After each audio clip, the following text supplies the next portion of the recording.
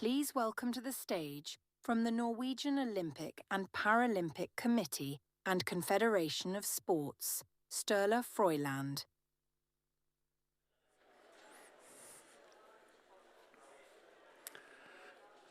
Hi, everyone. Thanks for joining us today. My name is Sturla Frøyland, and I'm here to share our story on how we organized the digital governance surrounding our movement on a national scale and created the basis of a sustainable ecosystem of reusable building blocks and data towards all the inhabitants in all parts of our country here in Norway, as well as catering for the common administrative needs of all the clubs and federations we have in sports. In my role as head of innovation in Norway's largest voluntary-based organization, we have created the starting point of a co-creation arena with shared and master data with the ambition of making it easier for everyone to become a part of activities in sports and the social arenas we offer. It makes it easier to collaborate, create value, and contribute to the infrastructure as a service which we have towards the society today. Let me start off with an introduction to our organization. The Norwegian Olympic and Paralympic Committee and Confederation of Sports is the umbrella organization for organized sports in Norway. We are a grassroots-based civil society movement built on voluntarism, inclusion, diversity of activities, and participators for everyone, regardless of ambition level. Today, over 30% of Norway's population are members of our organization across all ages and regions. And more than 90% of people, children and youth take part of our organized sports at some point during their upbringing.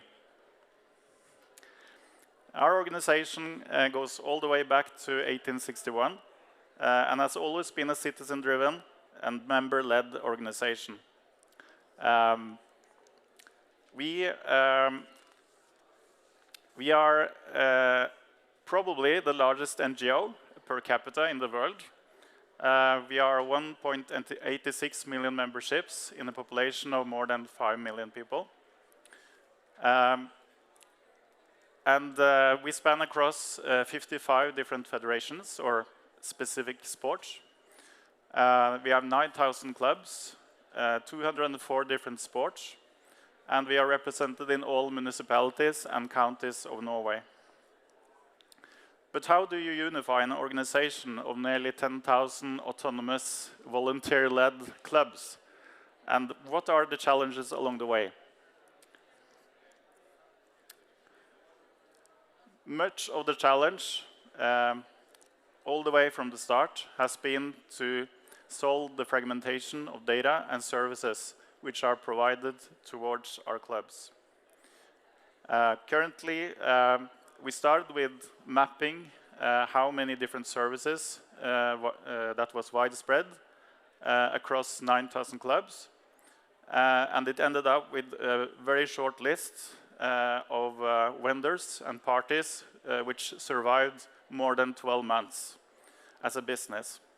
So we tried to make an ecosystem with sustainable partners which share the data so that we can reuse them and distribute them to the inhabitants of Norway.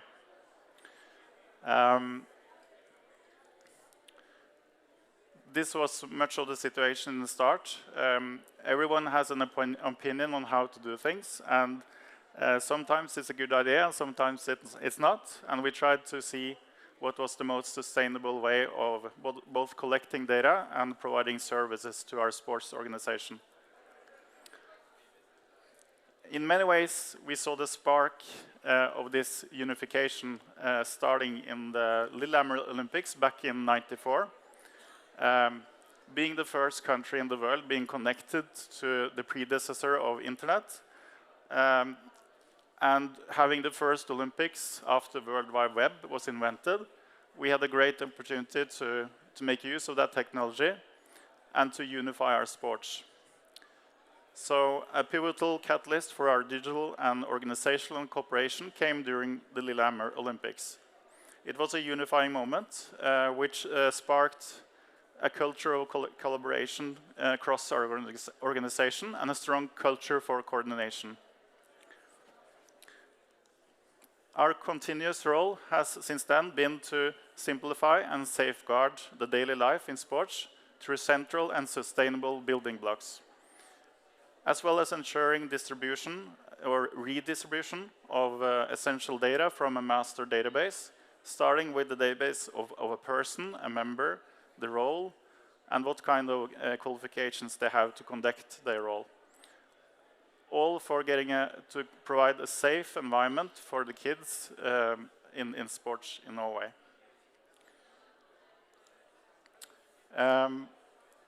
So this has ended up with having a standardized structure on data, standardized structure on what kind of building blocks we need for the sports environment in Norway, and also a business intelligence platform which the society can use to actually see and predict how the future will be in the communities in Norway based on the activity of the population. So the single point we then launched was a portal nationally towards all the data and services we collected, which is looking like this, and it's called My Sports. And it created an innovation lab for co-creation, and we are inviting everyone in all sectors of the society to come join us and explore how we can make the future happen. Thank you very much.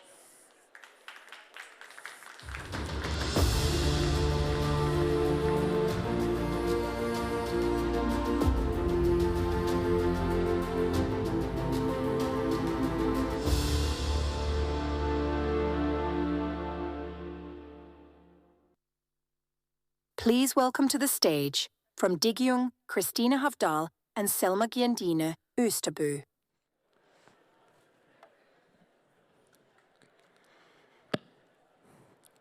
We, the youth, need a place where we can find info and services that we can trust. Digyung is a collaboration between public sectors and organizations. It gathers verified information and services for youth all in one place. In a society with an overflow of information,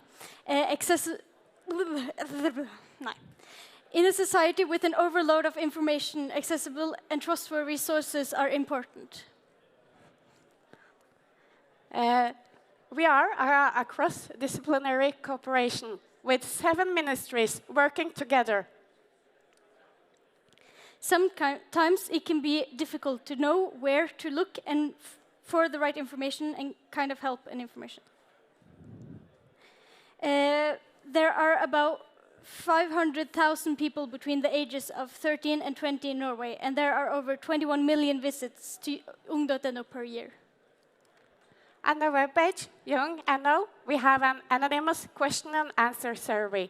We have 800 articles, social media platforms, chat services, self-help tools, and local support services for youths. These are confusing years, and being able to ask questions anonymously and get safe and fact-based answers can make a big difference.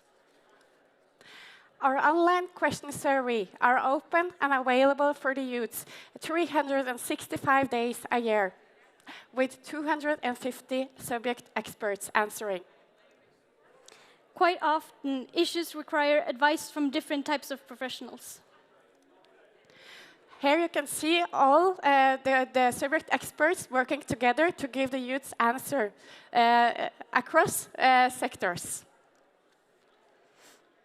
At ung.no, we can find answers on all sorts of topics, from physical issues to feelings, education, work, and friendship.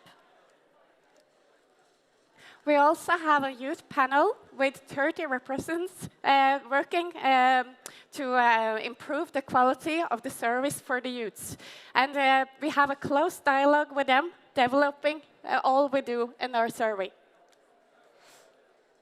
We want to read and figure out things for ourselves so that we can find information that helps us make good choices. Young NO, our webpage, helps you to become self-reliant and confident in navigating in the society. We will help them make informed choices and master life challenges, big and small, and experience a sense of mastery in their own lives. And we help them through 3 different levels of information and help. Ung.no aims to make life just a bit easier for the young people in Norway. Together, we are making and building a digital ecosystem for the youths.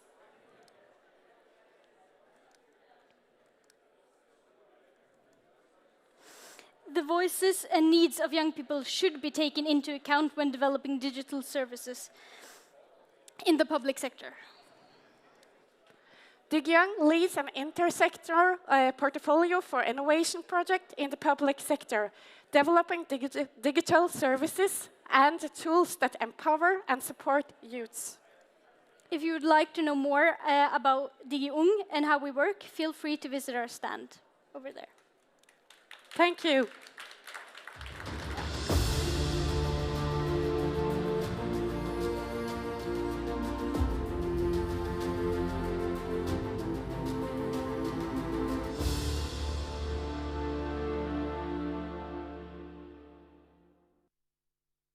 Please welcome to the stage, from faktisk.no, Sølve Kuros Karlsen.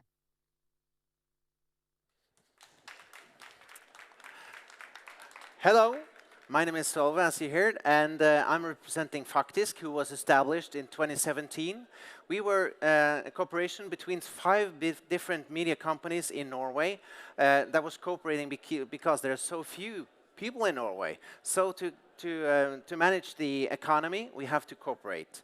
And we started with the fake news. We had to find the answers. But more and more we see that it's a challenge to find out how to navigate the information. And that way, Faktisk started more and more to verify and to find the information that you're needing to get the good decisions online. You'll never take back our country with weakness. You have to show strength. You have to be strong. We will stop the steal. This is the people's house! Angrep på gassrørledninger i Østersjøen. North Korea or even somebody like the Saudis. Since it's been blown up, the US has done a load of gas deals. All kinds of smoking guns here. Jeg følte liksom at noe ikke var helt som det skulle. Шановні захисники. Only the brave gain independence. It's important that you save your vote for the November election. Understand, it's not necessary for people to believe this information. Once they lose trust in their leaders, in mainstream media, in political institutions, in each other. There is no climate crisis. The game's won. Proving that Hamas systematically exploits hospitals. Ja, det er billigere. Bare hvis man fortsetter, så er det dyrere.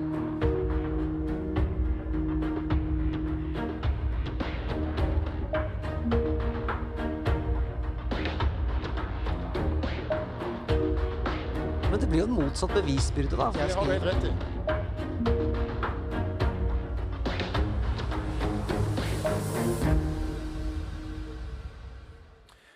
What we see more and more now is that information we are getting all the time is the problem. It's not the trouble to get information, but to get the verified information. And more we also see that we need tools to navigate this. We not only need a media that can cover it and show it, we have our own newsroom, which is fact checkers, that is checking out different things that is posted online. But we also need to empower the people to give them the tools. And that is why we more and more now is working with media literacy, literacy together with fact-checking, so that the population of Norway know how to navigate and how to maneuver when they get all this information all the time.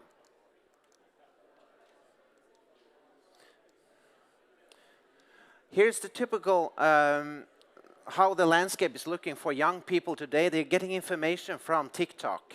And all those videos are kind of looking really nice, all of them. So who are going to trust of them?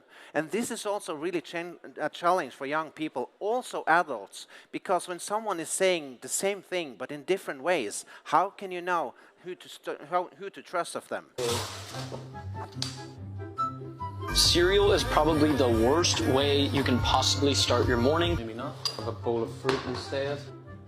Fruit is absolutely terrible for you.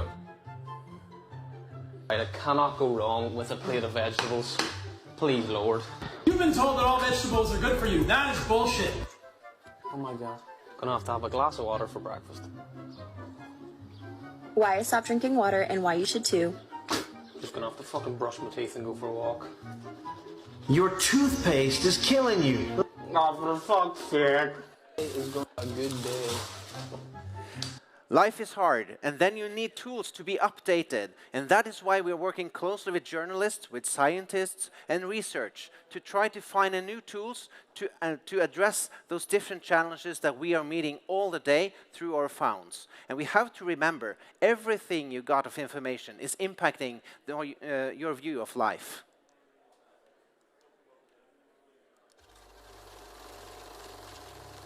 In a world where information spreads rapidly, false information is easily circulated. False information can lead us to make poor decisions, cause distrust in the media and authorities, and divide our society. An example of this is myths about health that cause people to avoid vaccinations, or resort to questionable treatment methods, or false rumors that spread fear and hatred. The consequences can be severe, and they are no longer hypothetical. In recent years, we have seen far too many real examples of the division false information can cause. Fortunately, you can help reduce the spread of false information. The key is, first and foremost, to be critical of the content you share yourself. There are especially 4 situations in which critical thinking is crucial. Situation 1. When you don't know the source. Are you unsure if the source is trustworthy? Or is it hard to tell who the source is? Double-check the information with reliable sources before sharing it. Situation 2. When you feel emotionally affected. If a piece of information makes you angry, upset, or provoked, it's harder to be critical. Hold off before sharing and investigate if you can verify the information before sharing it. Situation 3. When the information supports a belief you already hold. No matter how good we are at being critical, it's easier to believe in information when it aligns with our own views, regardless of the origin of the information. In such cases, you should be especially critical. Situation 4. When someone profits from you sharing. Profit is often a motive for spreading false information. Does someone stand to gain financially from the content you're sharing? Who? Be critical of the source's motives and the information they spread. And finally, remember, you are not alone. All around the world, fact-checking organizations exist to help you distinguish between truth and falsehood. In the Nordic countries, we have 4 fact-checking organizations: Faktisk in Norway, Faktabari in Finland, Källkritikbyrån in Sweden, and Checkte in Denmark. So let's help each other. We are united by sharing the facts. So this is how it looks. We need to cooperate, not only in Norway, but around the world. So hopefully we'll get in touch. We have our stand over there. Thank you.